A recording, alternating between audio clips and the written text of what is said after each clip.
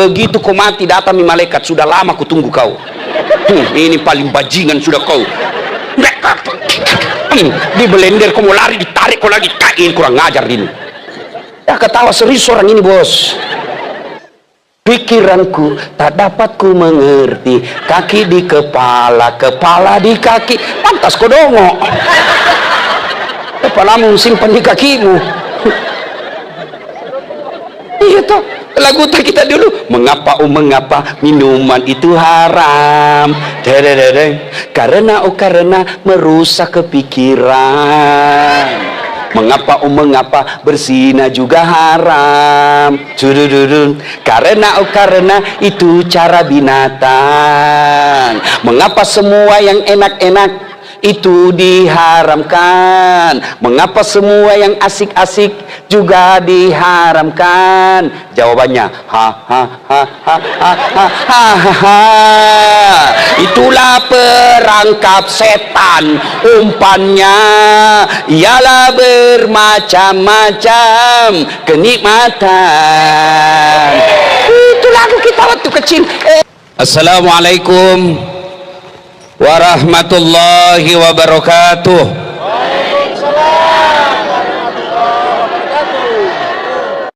Alhamdulillah, alhamdulillahi rabbil alamin, wabihi nasta'inu ala umurid dunya waddin.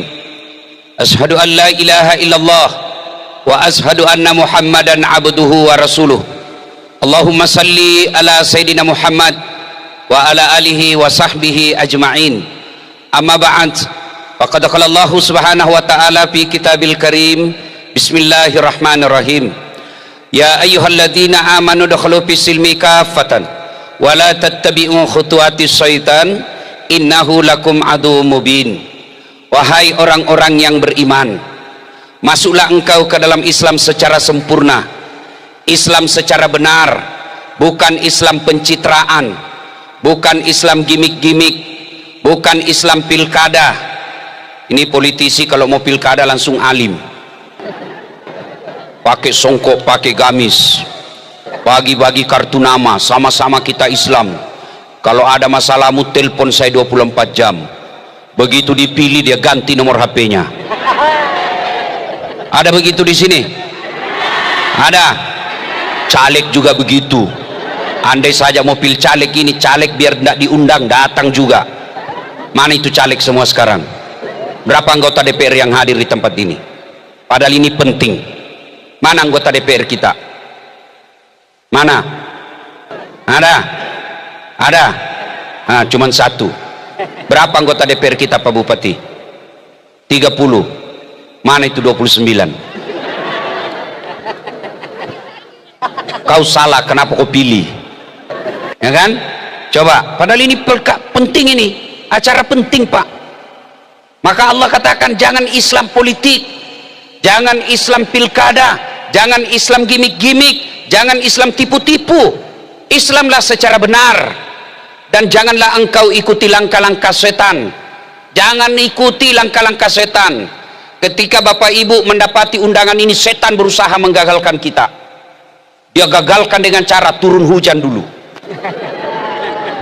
Bawa itu hujan ke lapangan. Alhamdulillah, setan bisa dikalahkan dengan kekuatan doa kita.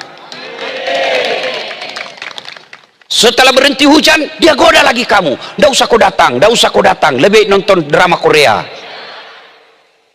Alhamdulillah, setan di rumah berhasil lagi kita kalahkan. Datang kita ke tempat ini. Apakah setelah ada di tempat ini setan menyerah? Dia goda lagi kamu. Nggak usah dengar ceramah, nggak usah dengar ceramah. Pegang HP-mu, pegang HP-mu.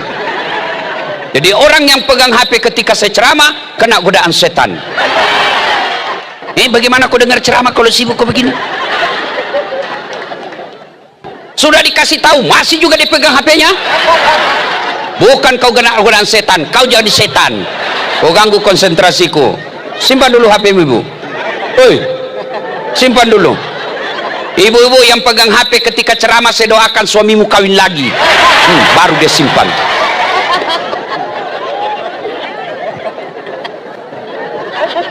Masih juga disimpan pegang HP-nya itu. Ustadz, kita mau rekam. Kalau ibu bapak rekam gambarnya tidak jelas, suaranya bising. Tapi kita mau rekam Ustaz supaya dibawa pulang. Jangan cemas, itu ada kamera saya bawa. Bagus gambarnya, jernih suaranya. Tapi kau bawa pulang kameramu Ustaz, gampang nonton YouTube.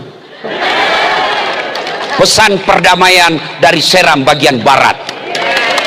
Sudah itu jangan lupa like and share. Saya serius, aku ketawa. Bu, Bu, kalau artis kau follow apa kau dapat? Apa kau dapat? Hey guys, kita lagi makan di London guys. Nak kirimi kau makanannya? Apa kau dapat kalau kau follow artis? Bapak-bapak, kalau kau follow artis apa kau dapat? Habis amalmu. Kelihatan dadanya, kelihatan pahanya. Dia goyang, teng. Enggak juga kau dikasih pegang, dikasih lihat saja. Tapi kalau kau follow ulama, kau follow pendetamu, satu, kau dapat ilmunya. Dua, kau amalkan ilmunya, pahala. Tiga, kau sebarkan kontennya, pahala, namanya amal jariah. Maka mulai hari ini follow Ridwan Huta Barat, follow Das Atlatif. Jangan ketawa, saya serius ini ya. Jangan kau ikuti langkah-langkah setan, karena sesungguhnya setan itu musuh yang nyata bagi kalian. Musuh kalian bukan tentara, musuh kalian bukan aparat, musuh kalian bukan polisi. Musuh kalian, kata Allah, setan. Di mana setan itu musuh yang nyata bagi kalian. Ibu-ibu, jangan kau musuhi polisi. Kau kira enak hidup ini kalau tidak ada polisi? Ibu-ibu, kalau hilang motormu siapa kau cari? Siapa kau cari? Pak Imam aja hilang motornya. Ayo, Bu, kalau ada yang pukul anakmu siapa kau cari? Polisi. Bapak-bapak, kalau hilang motormu siapa kau cari? Polisi. Ibu-ibu, kalau hilang suamimu siapa kau cari? Jangan kau cari polisi, carilah suamimu. Iya. Bapak pikir enak kalau tidak ada polisi? Kalau majelis ulama bikin tabligh akbar, biasa, memang kerjanya. Kalau remaja masjid bikin pengajian, wajar, di situ tupoksinya. Kalau NU Muhammadiyah bikin tabligh akbar, memang seharusnya begitu. Tapi kalau polisi bikin tabligh akbar, itu baru luar biasa. Kenapa Kapolres? Saya sanjung kau hari ini. Begitu saya hormatinya Pak Kapolres, biasanya Pak, orang yang telepon saya setingkat Jenderal Bintang 3, dia yang telepon saya. Ini saya yang telepon beliau, saya akan datang ke situ. Saya lihat videonya datang, Ustadz kami tunggu di sini, kami rindu dengan ceramah Pak Ustadz. Saya datang, ternyata jauh juga.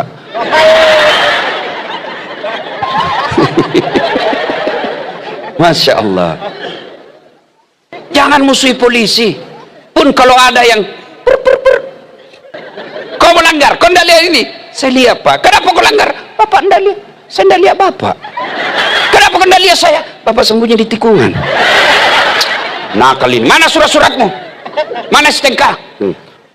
SIM lengkap. Saya tilang kamu.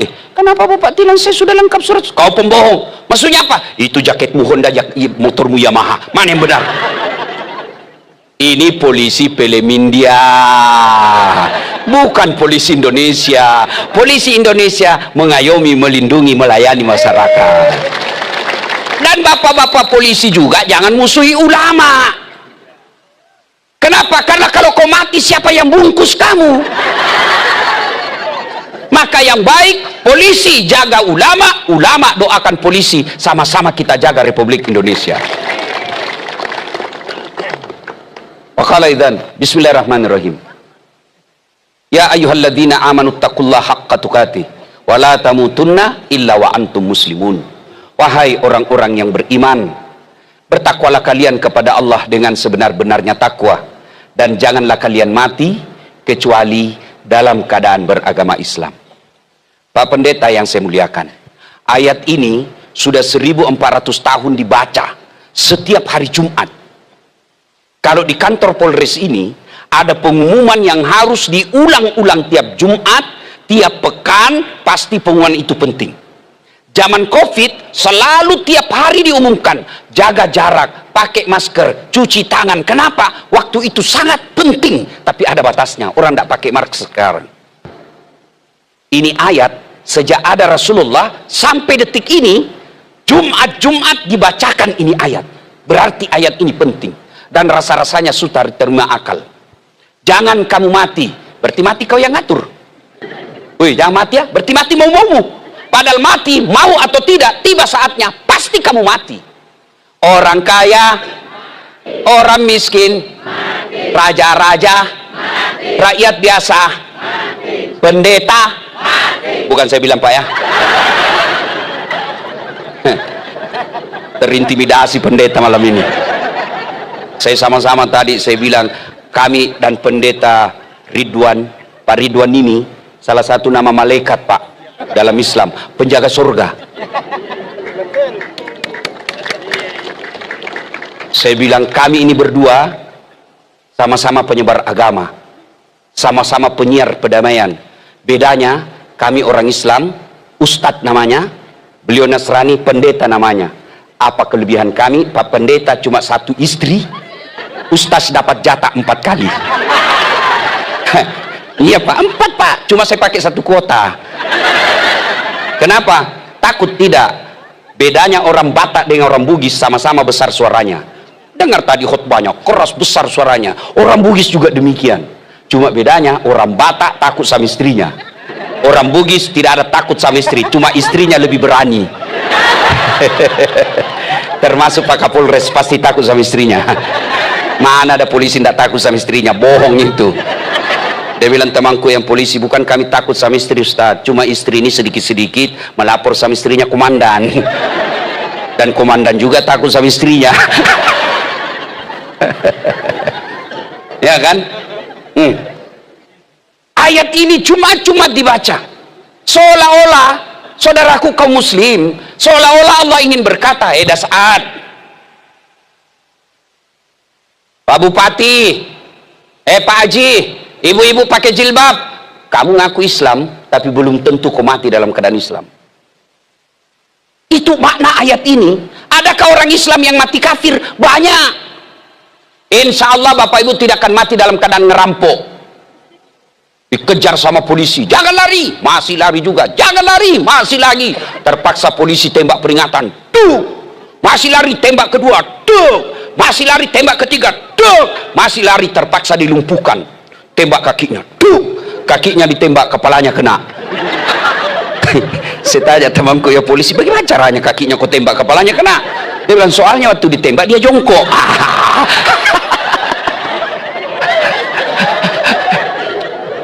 Insya Allah Bapak Ibu tidak akan mati dalam keadaan berzina, ke Ambon berzina, makan obat kuat, overdosis, mati di atas perut, na'udzubillah min zalik, mati kafir kau. Insya Allah Bapak Ibu tidak akan mati dalam keadaan mabuk narkoba. Tapi yang bisa membuat kita mati kafir, hubbi aklil haram, suka memakan makanan haram. Salah satu diantaranya menerima serangan fajar ketika pemilu yang lalu. Baru kau semua pelakunya. Sekarang majelis taklim pun sekarang pemeras. Tenang Pak, kami majelis taklim punya suara 300 orang Pak. Tenang Pak, kami bisa bawa suara kami ke Bapak, tapi tolong belikan kami rebana dan jilbab. Pemeras.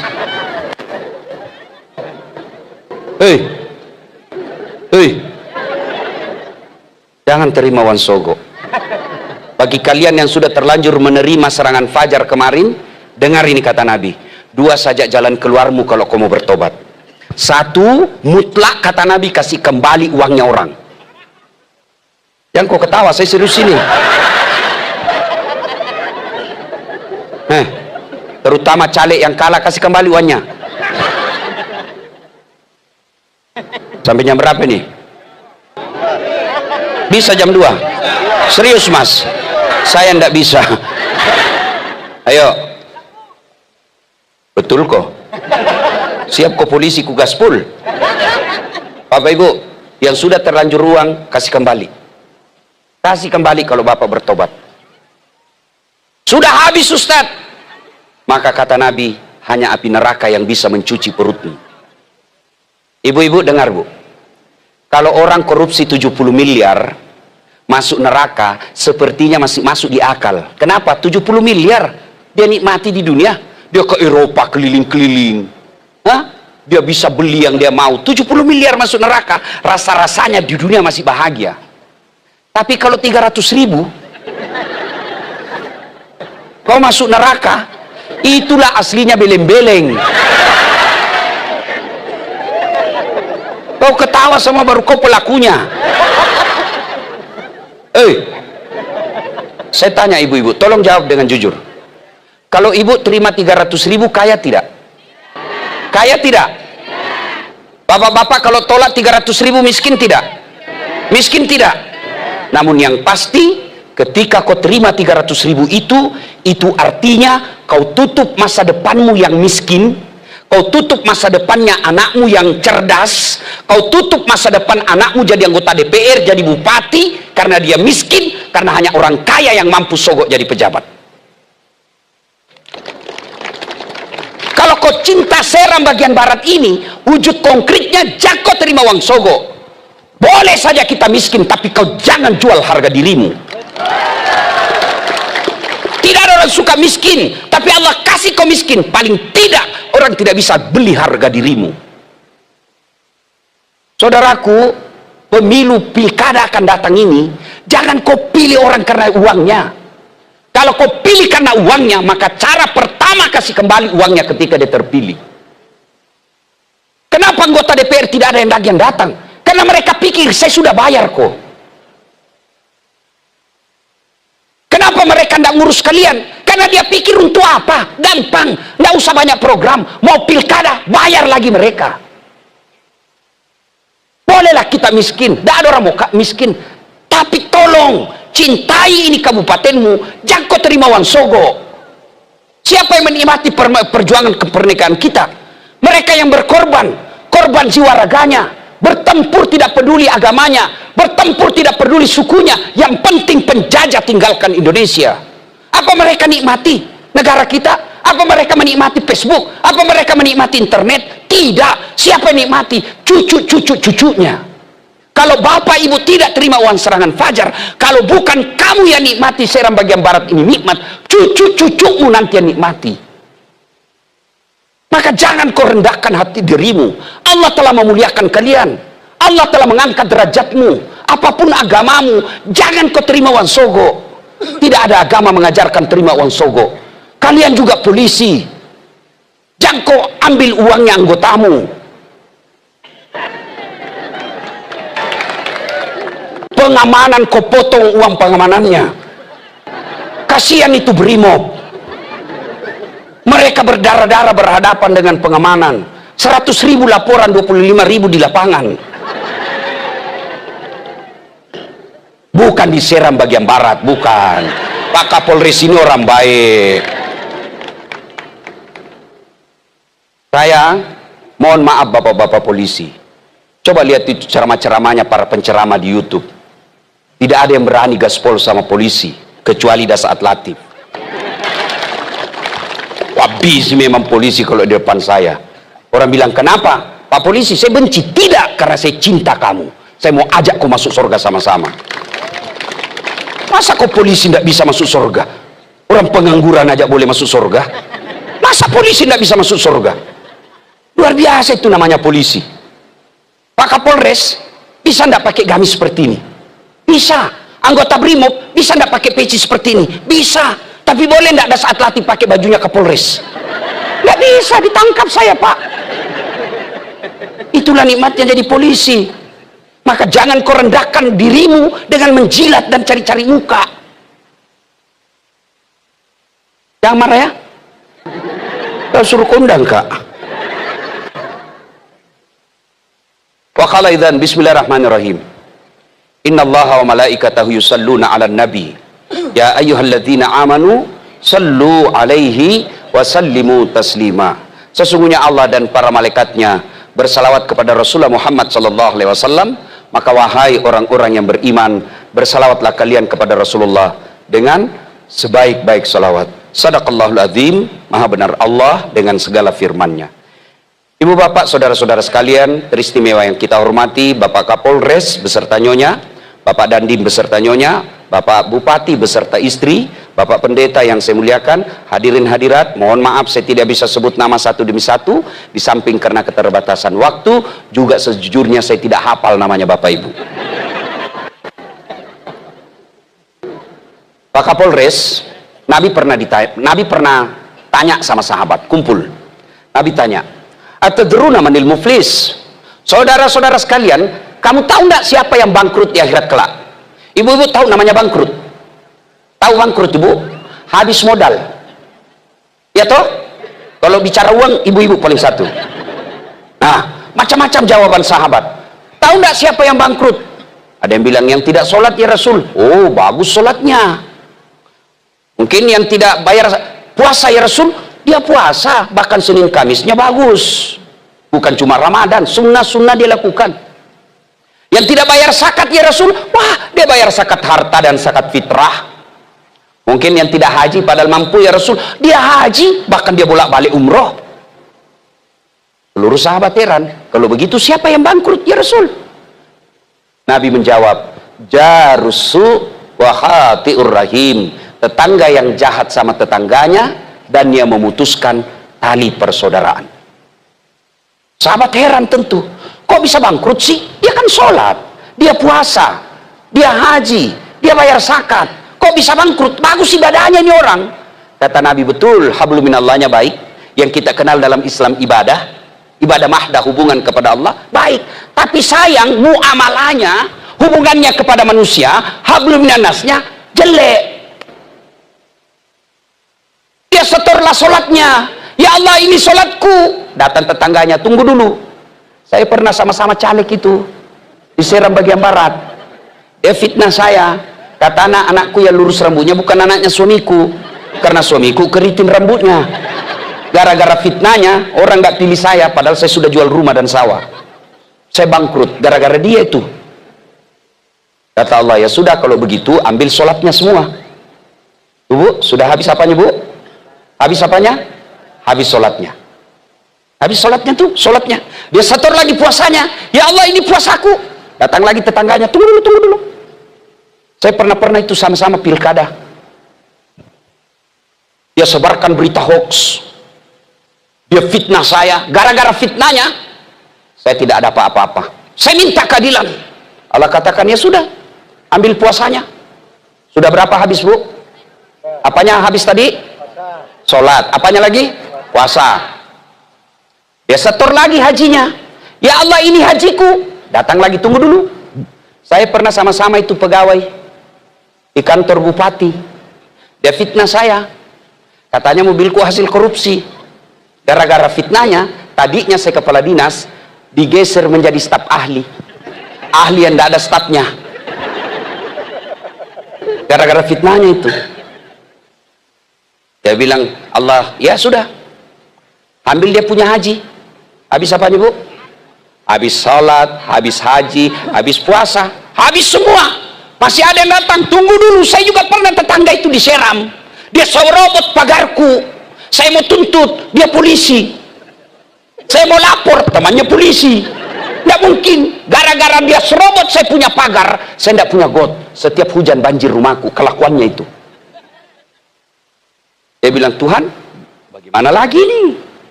Habis saya punya sholat, habis puasa, habis haji, mana lagi saya mau kasih?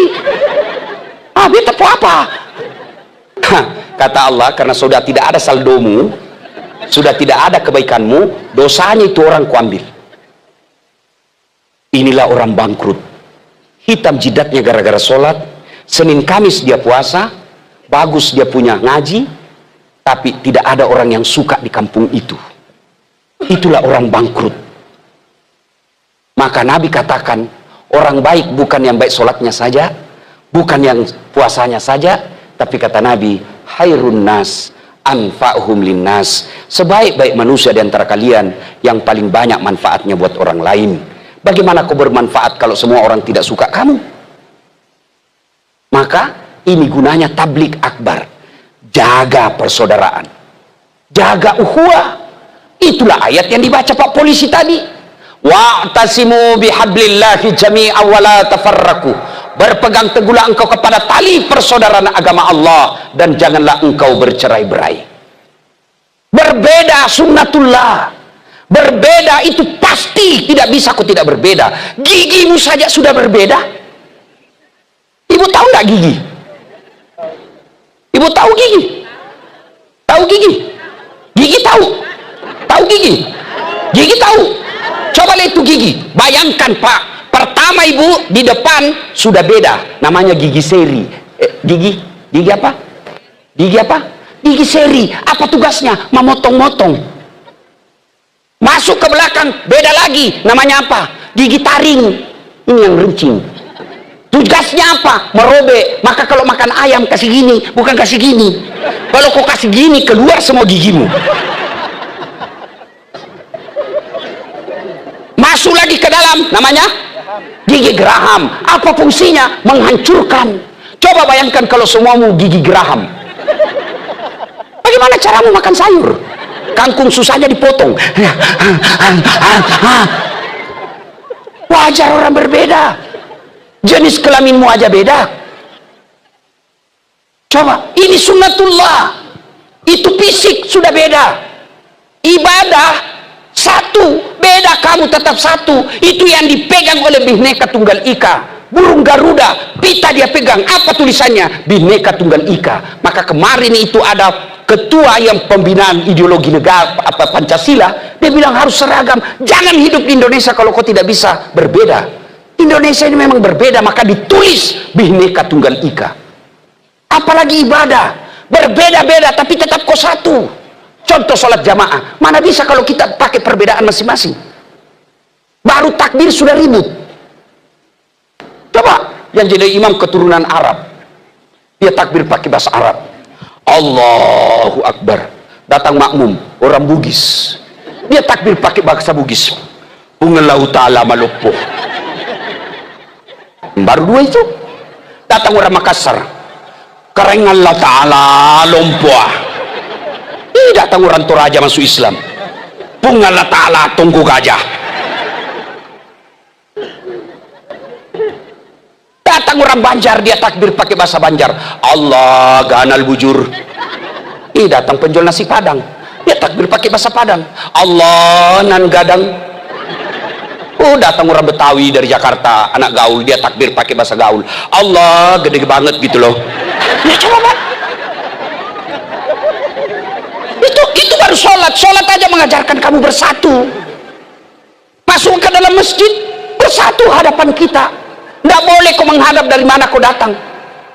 Yang datang dari timur hadap kau ke barat, hadap ke kiblat. Yang dari barat hadap ke kiblat. Hari selatan barat ke kiblat. Hari utara hadap kau ke kiblat. Nggak boleh masing-masing dari asalnya. Bayangkan kalau masing-masing, yang datang dari selatan hadap selatan, yang datang dari barat hadap barat, yang dari utara hadap barat. Akhirnya Allahu Akbar, aku tabrak pantamu. Itulah makna ukhuwah, persaudaraan. Penting ini kita bersaudara. Itulah juga sehingga Nabi katakan, umatku itu seperti badan ini. Coba lihat badan kita kompaknya luar biasa, Masya Allah. Tangan kanan gatal tanpa diundang kiri yang garuk. Tangan kiri yang gatal tanpa disuruh kanan yang garuk. Gatal dua-duanya kerja sama.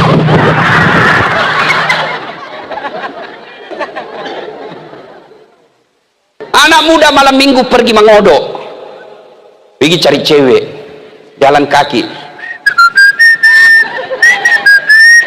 tahan tuh kaki tahan tuh, semua badan merespon.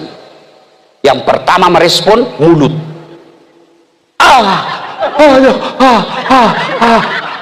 respon berikutnya mata cari, respon berikutnya mulut meniup,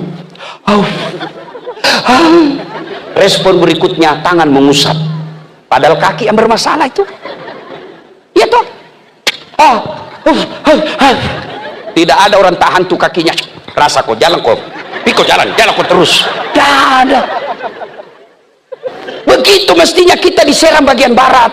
Satu sakit, yang lain ikut merasakan. Itu namanya ukhuwah, persaudaraan. Ada yang ganggu rakyat, polisi datang, jangan kau serobot tanahnya ini rakyatku. Kalau kau serobot, saya tangkap kau. Itu namanya persaudaraan. Anggota DPR tipu-tipu anggaran, datang jaksa, hehe, ini uangnya rakyat, jangan kau potong, saya penjara kamu. Itu namanya persaudaraan.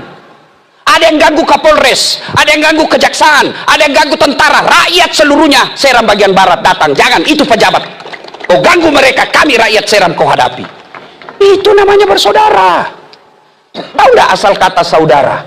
Bukan satu darah, tapi apa? Satu udara. Mau ke Bugis, mau ke Jawa, mau ke Sunda, mau ke Batak, mau ke Medan, sama udaramu. Itu namanya saudara. Kau baru tahu toh? Makanya belajar kok. Ayo, kita ini bersaudara.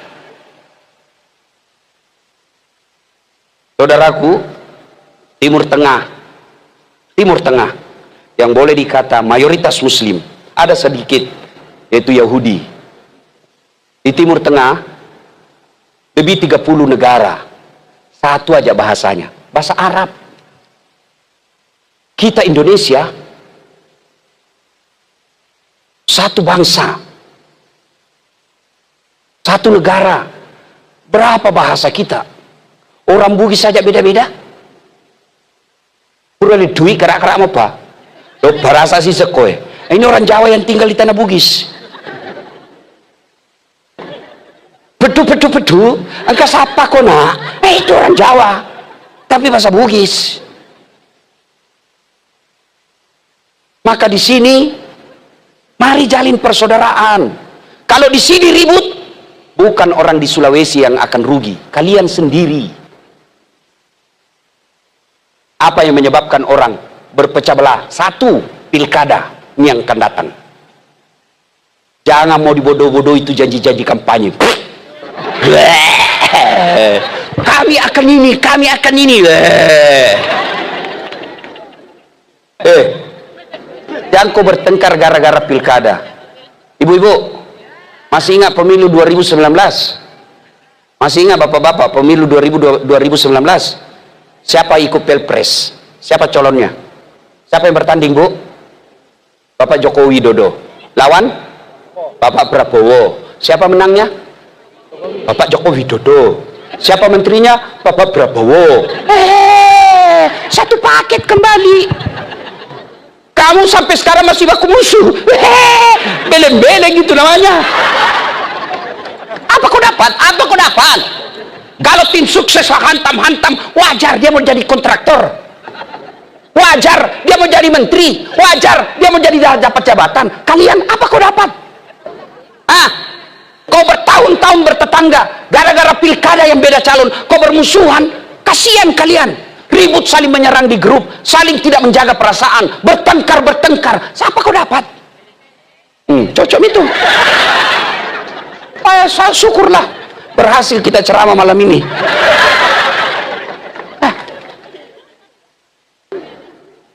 Saudara-saudaraku, para calon, jangan kau bodoh-bodohi rakyat.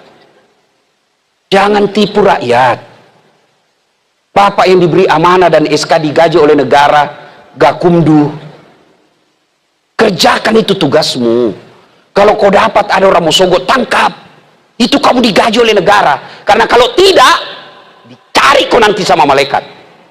Sudah kau dibikinkan SK, kau makan pajaknya rakyatmu. Kenapa kau tidak jalankan tugasmu? Kau kira gampang jadi anggota KPU? Begitu kau salah gunakan orang yang salah kau menangkan, yang menang kau salahkan. Berapa lama kau hidup, bos? Berapa lama kau hidup? Begitu kau mati datang malaikat, sudah lama kau tunggu kau. Ini paling bajingan sudah kau. Di belender kau mau lari, ditarik kau lagi. Ini kurang ngajar ini. Ya ketawa serius orang ini, bos. Pilkada ini disikapi dengan cara apa? Bijaksana menerima perbedaan. Kalian mau bertarung, jalan, tarunglah kau secara baik-baik. Jangan kau mau kuasai semua partai. Cukup kalau sudah tercukupi, kasih lagi orang lain. Kau tanding secara baik-baik. Kalau kau kalah bukan berarti kau jelek, tapi bukan takdirmu di situ. Kau tidak menang, bisa jadi Allah tunda. Kenapa? Karena kalau kau menang di sini, ada kasus korupsi nanti kau dapat.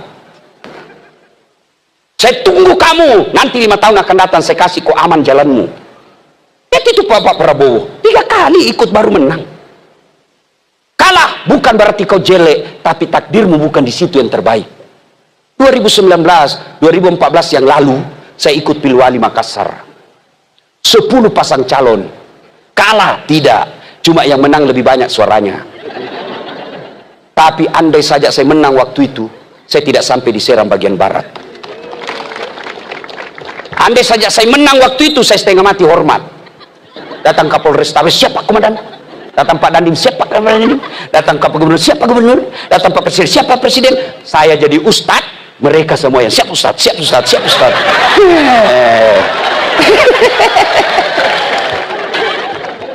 Kan enak Pak kalau kita lewati pilkada dengan riang gembira. Berbeda itu biasa. Jangan menghasut rakyat. Kita ikuti pilkada dengan pesta. Namanya pesta. Ibu kalau ada dengar pesta, apa yang ada dalam hati ibu? Senang-senang, joget-joget. Biasanya, oh sudah biasa, semua yang akan menyenangkan.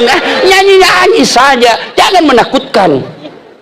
Pemilihan umum telah memanggil kita, seluruh rakyat menyambut gembira. Hak demokrasi Pancasila, hikmah Indonesia merdeka. Pilihlah wakilmu yang dapat dipercaya, pengemban ampera yang setia. Di bawah Undang-Undang Dasar 45, kita menuju ke pemilihan umum. Itu lagu kita dulu waktu sekolah. Bagus lagu-lagunya. Iya toh? Bagus itu lagu-lagu zaman dulu. Lagu-lagu sekarang tidak masuk di akalku. Pikiranku tak dapat ku mengerti, kaki di kepala, kepala di kaki. Pantas kau dongok. Kepalamu simpan di kakimu. Iya toh, lagu kita dulu. Mengapa mengapa minuman itu haram? Karena merusak kepikiran. Mengapa mengapa berzina juga haram? Karena itu cara binatang. Mengapa semua yang enak-enak itu diharamkan? Mengapa semua yang asik-asik juga diharamkan? Jawabannya ha ha ha ha ha ha ha ha.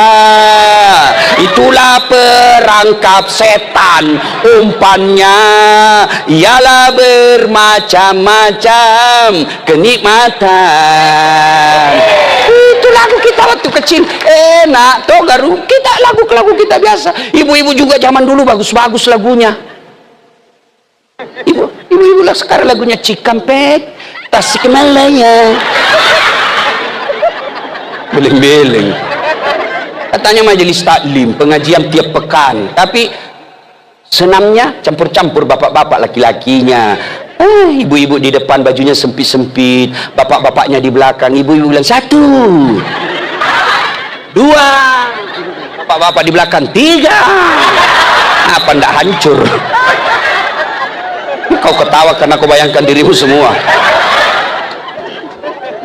Ya, pilkada sikapi dengan santai.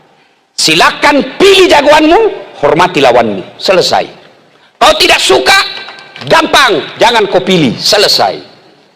Kau tidak senang, jangan kau pilih. Selesai. Nggak usah kau sebarkan ke berita-berita bohong. Nanti kau kena undang-undang apa itu?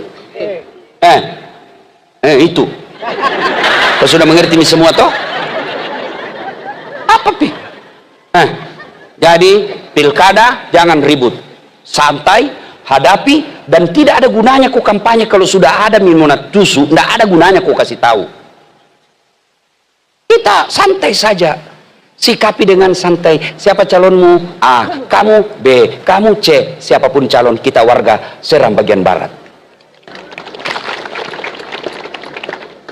2, apalagi yang memecah belah kita? Sombong.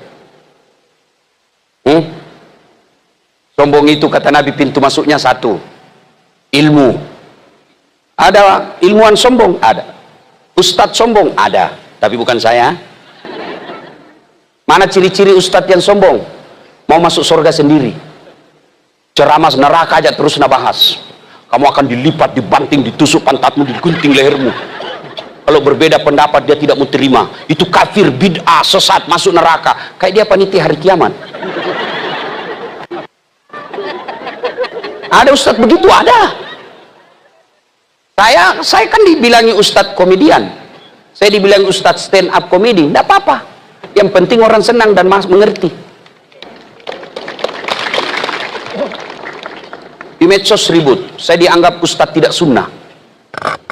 Kan di medsos itu ada bu ya, di Facebook ustadz sunnah, namanya tidak ada nama saya. Ustadz tidak sunnah, nomor 13 namaku. Saya tanya adminnya, kenapa kau tuduh saya ustadz tidak sunnah? Dia bilang, buktinya kau ceramah sunnah-sunnah, kau tidak pelihara sunnah. Kenapa kau bilang saya tidak pelihara sunnah? Buktinya tidak ada jenggotmu. Saya mau dia apa kalau tidak mau tumbuh? Gara-gara jenggot saya dibilang tidak sunnah. Padahal dia tidak tahu pelihara itu, belajar ilmu hadis, pelihara itu banyak maknanya. Pelihara itu kasih rapi. Pelihara itu kalau jelek dilihat istrimu cukur. Kalau dia bilang istrimu tidak suka, saya lihat jenggotmu deh. Kalau ada jenggotmu tua betul aku melihat, waduh, tidak nafsu saya lihat kau bang. Cukur. Ya bu, ya bu. Itu makna pelihara. Tapi kalau mau pelihara silahkan, tapi jangan pula kau tuduh kita yang tidak punya jenggot tidak sunnah. Silakan, berbeda itu biasa. Orang sholat aja beda-beda. Allahu Akbar. Coba lihat kalau orang takbir, Pak Pendeta ini saya. Orang takbir itu Pak macam-macam posisikan. Allahu Akbar. Pertama ada di atas dada, gini. Itu ada hadisnya sahih. Yang kedua, Allahu Akbar, dibawa dada sedikit. Yang ketiga, antara dada dengan pusat, Allahu Akbar, perut. Yang keempat, dibawa pas di atasnya pusat, Allahu Akbar. Yang kelima, porno lagi nih bu ini. Yang keenam, Allahu Akbar, lurus. Mau pakai begini silahkan, mau begini silahkan. Kalau begitu mana yang salah? Kalau kau pakai semua. Allahu Akbar. Sudah pasti kau salah. Iya toh? Berbeda. Dalam ibadah saja biasa. Ya. Pintu masuknya sombong, ilmu. Ini. Yang bicara sekarang. Ibu pikir saya yang hebat? Tidak, karena ada yang nonton. Biar saya ceramah di sini 2 jam berapi-api. Tidak ada yang nonton. Lewat Pak Ridwan Huta Barat, lewat saya 2 jam berapi-api. Dia lihat tidak ada yang nonton. Dia bilang, Pak Pendeta, sudah lama sakit itu Ustaz. Dikira saya orang gila. Yang kedua, penyebab datangnya sombong, pangkat jabatan. Kapolres mau sombong, mutasi, wassalam. Apa? Oke lah, naik pangkatmu. Apa? Ada batasnya. Apa? Pensiun. Bupati mau sombong. PJ.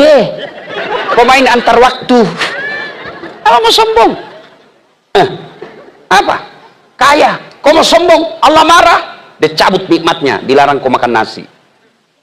Dilarang kau makan daging. Dilarang makan sayur. Apa bisa dia makan? Ubi rebus. Apa?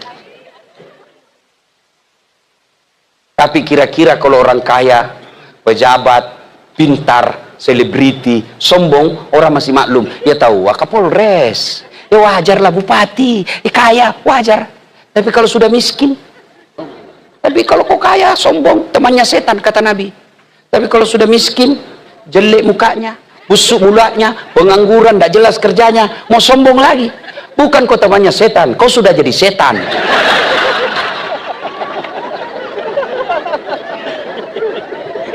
Jelas ya, sombong itu bukan pakai mahal. Sombong itu, ibu punya emas, pakai rezekimu. Kapan ibu sombong? Kau remehkan orang yang miskin. Itu baru sombong. Pak Kapolres pakai baju krokodil, cap buaya. Sombong? Enggak. Kapan dia sombong? Dia remehkan Brimob. Bajumu itu, kau ndak beliin. Bukan kelasku itu. Sombong. Ibu-ibu pakai emas silahkan. Kapan ibu sombong? Kau remehkan orang yang tidak pakai emas. Itu baru sombong. Yang kedua, sombong itu menolak kebenaran. Dinasehati apa kata? Apa dia tahu itu? Sombong. Sombong ketika orang kau remehkan, dia tidak lawan kamu, tapi lambat laun dia tinggalkan. Lambat laun dia menjauh, putus persaudaraan. Yang ketiga, penyebab putusnya persaudaraan. Tadi 1 pilkada, 2 sombong, 3 gosip. Cerita jeleknya orang. Tidak ada orang senang dicerita jeleknya. Maka kalau kau tidak senang calon bupati orang, tidak usah kau cerita jeleknya. Lebih baik tidak usah pilih. Kalau kau cerita jeleknya, dia akan jauhi kau. Putus persaudaraan. Yang suka gosip-gosip, itu potensi memecahkan persaudaraan. Ini. Duduk-duduk begini tuh masih gosip itu. Dia tidak gosip mulutnya, tapi matanya dong. Dia tidak gosip, tapi sinis lihat orang. Apa? Ustadz aja dia gosip. Saya lewat tadi ada yang gosip, itu juga bajunya yang viral. Yang gosip. Tidak ada orang senang dicerita, tapi ketika kau cerita dia tidak mampu balas, lambat laun dia jauhi, putus persaudaraan. Nah sekarang, lalu apa hebatnya banyak teman? Supaya Bapak ini jalin ini persaudaraan.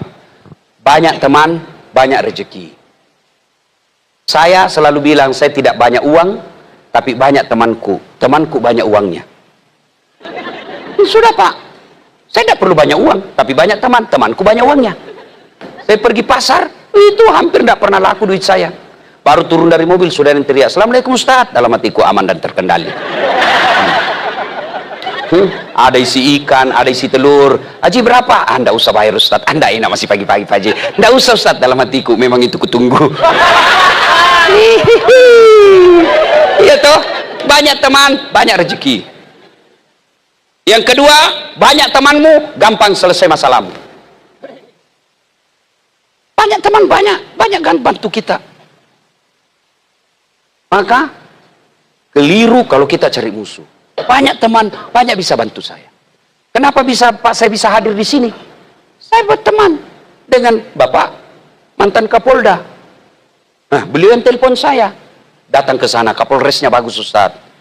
Karena saya teman dengan beliau, saya datang. Bukan karena honor. Betul Pak. Tapi tidak berarti juga saya tidak butuh Pak.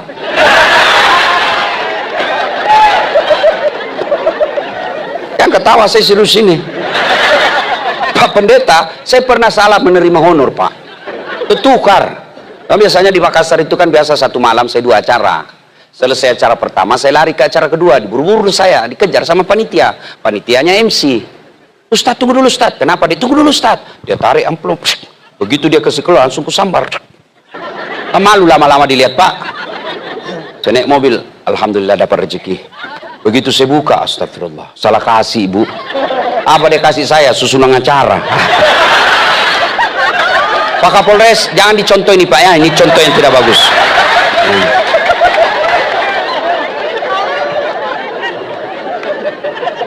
Banyak temanmu, selesai masalah. Ya, Bapak Ibu saudara-saudara sekalian, banyak yang ingin kita sampaikan, tapi ini sudah jam 1. Lanjut, saya yang capek. Ibu pulang ini tidur, saya mesti cepat-cepat lagi ke Langgur besok pagi-pagi. Pulang itu langsung lagi pergi ke Medan. Ibu-ibu sudah, ibu enak duduk-duduk ketawa. Saya setengah mati. Intinya, siapa yang jaga kampung kita bukan orang dari Makassar, bukan orang dari Jawa, bukan pendeta, bukan ustadz, tapi kita semua punya kepentingan menjaga kerukunan di sini.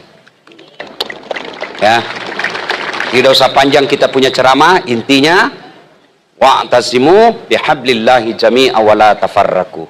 Berpegang teguhlah engkau kepada tali persaudaraan agama Allah dan janganlah engkau bercerai-berai. Ayat inilah kemudian para pendiri-pendiri Republik Indonesia yang umumnya adalah ulama, dia intisarikan menjadi Pancasila di sila ketiga Persatuan Indonesia. Mudah-mudahan ada manfaat. Lebih dan kurangnya mohon dimaafkan. Usikum wa nafsi bitaqwallah. Fastabikul khairat. Assalamualaikum warahmatullahi wabarakatuh.